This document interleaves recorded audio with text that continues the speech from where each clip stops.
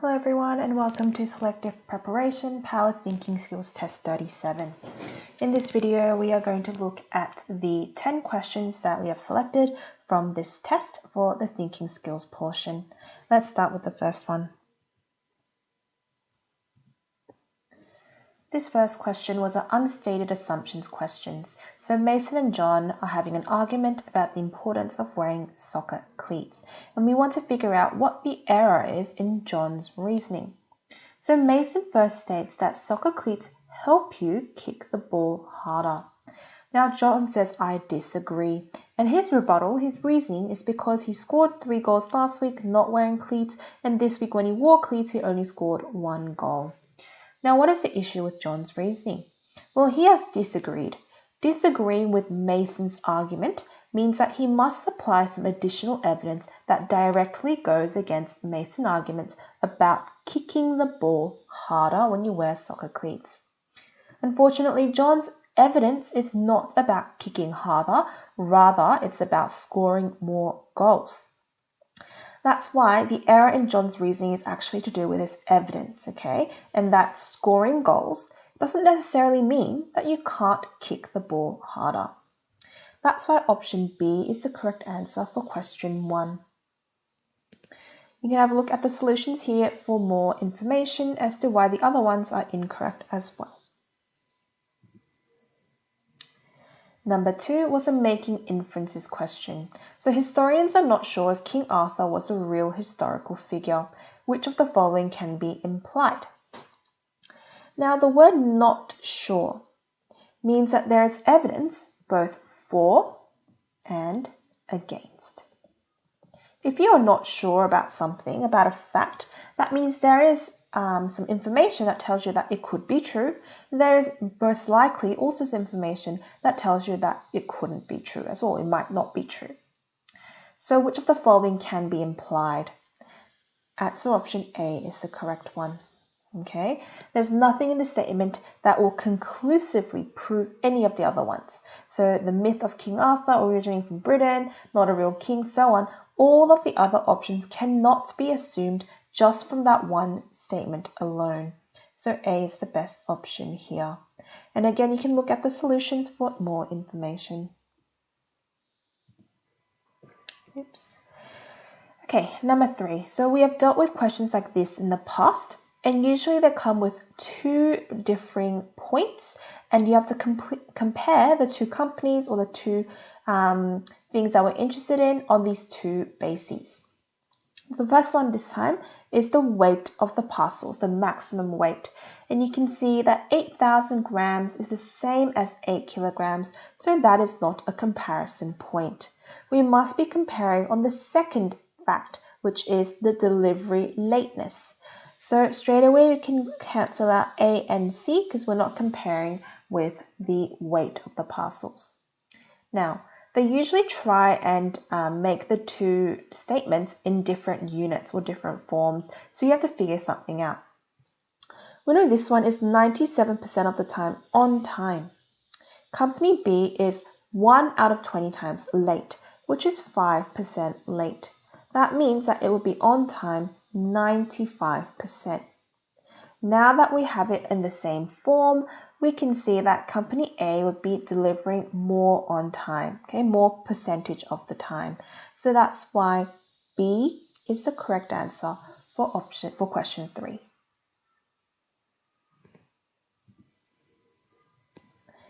Number 4 was a times and rates question. You have to realize that both A and B are actually traveling the exact same distance, namely 2 kilometers, but the only difference is that they are traveling at different speeds. A is going to go faster because they are traveling downhill, and B is going to be a bit slower because they're traveling uphill. To figure this out, we can use the arrow method.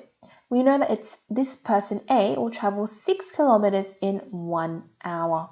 So if you want to travel 2 kilometers, how do we get from 6 to 2? I divide by 3. So you're going to do the same to the other side, divide it by 3, and you get 1/3 of an hour, i.e. 20 minutes. Now for B, they are traveling at 4 kilometers per hour. Remember, it's the same distance though, 2 kilometers. So you divide it by 2, do the same thing to the other side, and you actually get half an hour, which is 30 minutes. Now what that means is by the time that A has finished their trip, B would there'll still be some left to go. So the question is asking how many minutes later would B reach the top as opposed to A. To do that, you just do 30 minutes minus 20 minutes, and you get 10 minutes, or option D.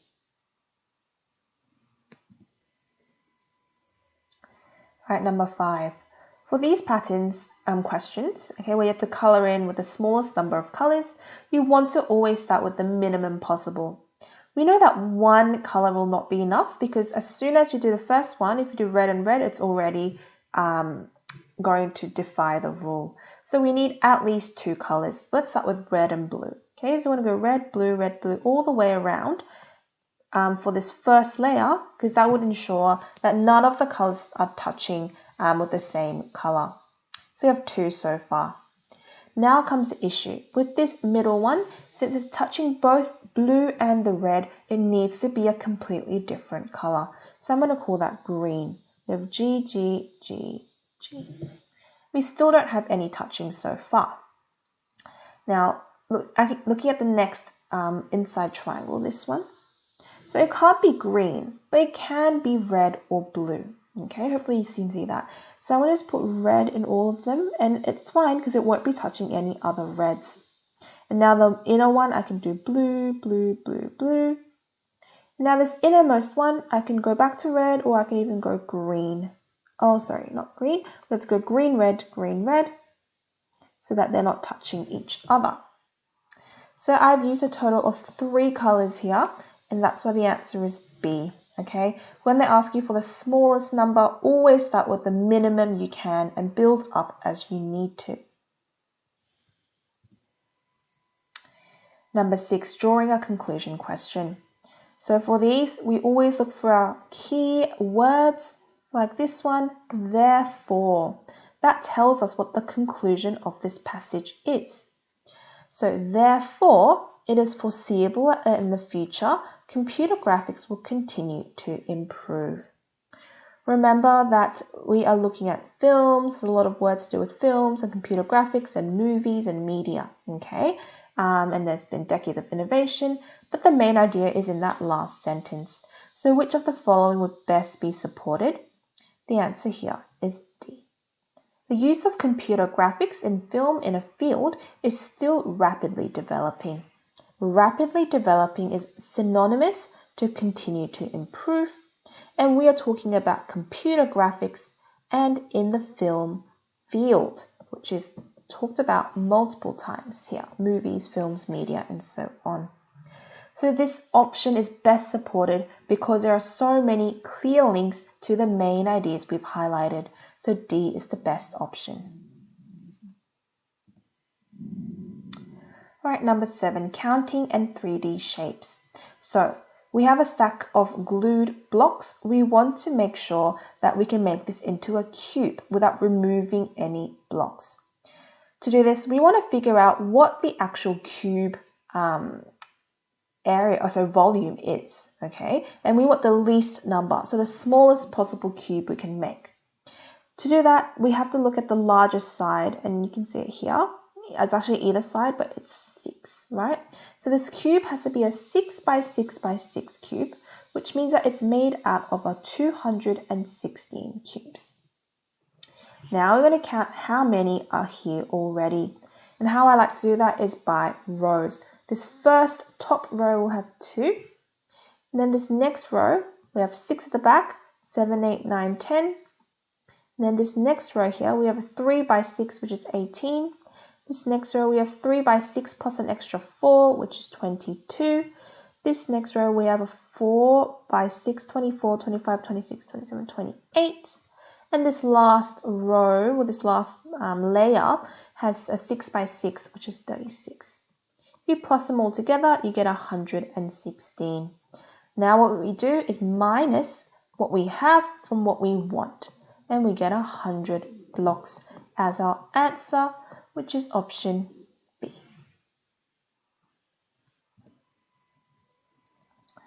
Okay, question 8. For circles, there are some special rules we have to remember, okay? In this case, we are looking at the sector, i.e. a segment or portion of this circle. When we look at a pie, okay, if I want half the pie, how many degrees of the pie am I going to cut? I'm going to cut 180, right? Same as a quarter, I'm going to cut 90 degrees of the pie. Now, why is that a quarter? Well, you're essentially putting that degrees over the total. And what was the total revolution of a circle? It's 360 degrees. So you're essentially doing the dimension or the angle over 360. In this case, it's 60. So that means that you are actually shading 1/6 of the circle. Now they've been very nice to us and given us the whole area is 42 square centimeters. We want to find the unshaded sector. So if this shaded sector is 1/6, then the unshaded sector must be 5/6. So you want to do 5 over 6 times 42. You want to divide first, 6 and 42, they cancel, get 7. Now you multiply across. 5 by 7 is 35 square centimeters, and that's where the answer is B. Okay, we're detecting reasoning error in this next question. So this whole paragraph was to do with flight and birds, and they are saying that ratites or flightless birds, that birds that can't fly, should no longer be classified as birds because flight is a trait that is characteristic. Oh, let's highlight that. Flight is a trait that is characteristic to birds. So essentially they're saying things that fly will make it a bird. Anything that flies will make it a bird. So to find the flaw, you can think about it this way. Is everything in this world that flies a bird? No. And what are some examples? Other animals, right? Like insects, like bats, and so on. Other animals that have the ability to fly are not birds. Therefore, this flight characteristic is not a trait that is unique and only applies to a bird. So ratites can still be considered birds even though they cannot fly. So that's why A is the answer here.